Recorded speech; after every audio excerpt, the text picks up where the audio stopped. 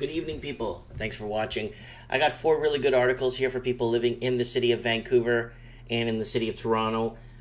They're 4 good articles. I'm going to hammer them out real quick for you guys and get some food for thought, a little bit of discussion going on in the comment section. And guys, don't forget to support our eBay store. Links above on the channel. You'll see a little eBay link. A lot of people are supporting us, which is really nice. I'm excited that people are buying board games and toys, which is a good thing, you know what I'm saying, especially when you're feeling down. Anyways, let's look at what we got here from the Daily Hive. People living in these cities are racking up debt faster than the rest of Canada. What cities do you think? The number one city everyone thinks, and that I thought myself, was Vancouver, but it's not. So let's find out. Canadian consumer debt levels are soaring according to Equifax Canada's 2017 Q4 National Consumer Credit Trends Report. While debt is increasing, the new report found 46% of consumers decreasing their personal debt, still including mortgages. Canadian consumers will owe $1.82 trillion as of Q4 of 2017 compared to $1.79 trillion in Q3 of 2017. So people are racking up the debts. 1.718 trillion a year, an increase of 1.3 and 6% respectively. The average debt held by Canadians is up by 3.3%. That is $22,837 per person, according to the report. Leading the way as the regions fasted to rack up debt are Canada's most expensive cities, Toronto and Vancouver. So, let's see here. But Fort McMurray Alberta has the highest average debt, $38,359. So let's look at here. Average debt Q4 2017, okay? In first place we have Calgary.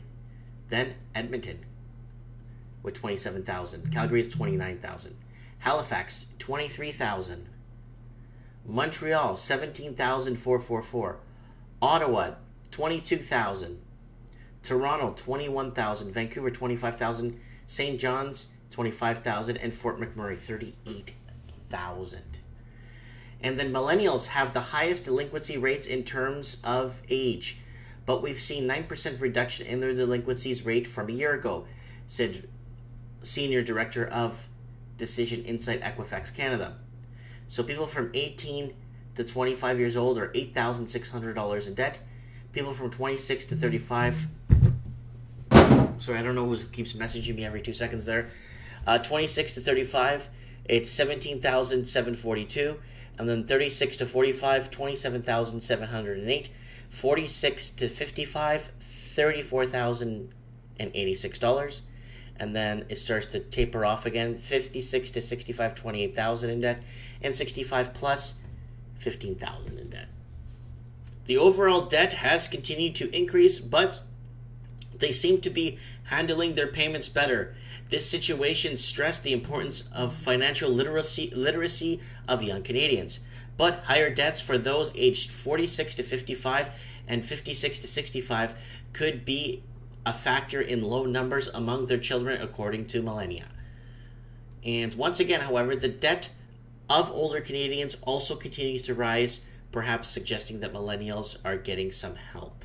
And that's what I said to you guys. A lot of the older people are helping a lot of their kids and grandkids and taking up more debt.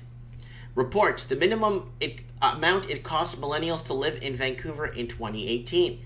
It comes to as no surprise that living in Vancouver is expensive, and it's not just the skyrocketing house prices, but the day-to-day expenses that really add up. But have you ever stopped to think about just how expensive it really is? So here it is. According to lowestrates.ca, the cost of living for a millennial, those aged 18 to 34, is going to total a whopping of $2,795 per month in 2018. And that's just to make ends meet. So this is not limousine rides and 5-star dinners. This is just to make ends meet.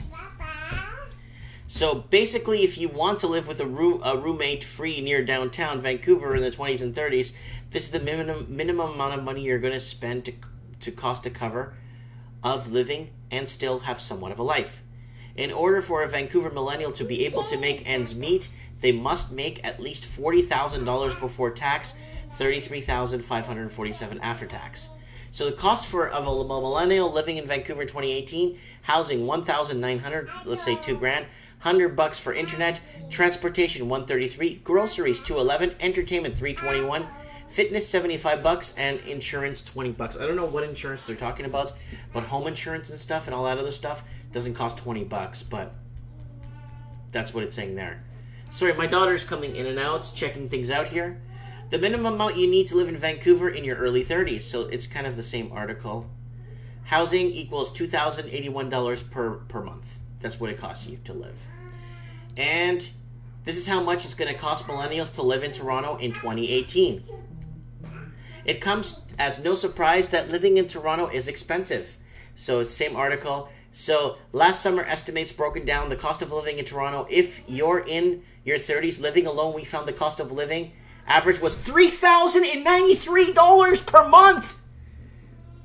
Woo! This means you need to make $47,500 before taxes in order to bring home a monthly income of $3,093 after taxes. But that means, like, you can't really do nothing. That's just to make ends meet. So, like I said, this is not limousine rides. This is not parties. This is not.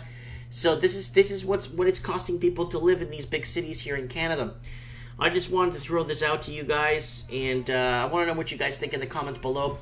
I got someone, I don't know, they've probably messaged me 40 times in the last, how long is this video? 6 minutes, like 40, it's been going steady messaging. Let's see who it is. I'm actually very interested in finding out who this is. 40 times in half an hour. Well, it's not a YouTube notification. This better not be that thing from Scotiabank. Buddy commented on the Scotiabank. I keep getting people commenting on Scotiabank on their page. And for some reason, I keep getting... Here it is again. I keep getting notifications that somebody's commented on some Scotiabank photo or a link that Scotiabank shared. And I don't like Scotiabank, I don't follow Scotiabank, and I don't do banking with Scotiabank. And I've been getting messages at 2, 3 in the morning, or updates. Here it goes again. Anyways, I'm gonna turn the damn thing off. Let me know what you guys think. Comment below. Let me know if you get those posts on Facebook notifications. Blah blah blah. Commented on Scotiabank. I'm like, I don't even know this person that's commenting on the Scotiabank thing. They're not even my friends. So I think that's a privacy issue, especially if you're getting messages at 2 in the morning about it. Anyways, let me know what you guys think about this cost of living, and how do people save anymore? Let me know what you guys think. Thanks for watching.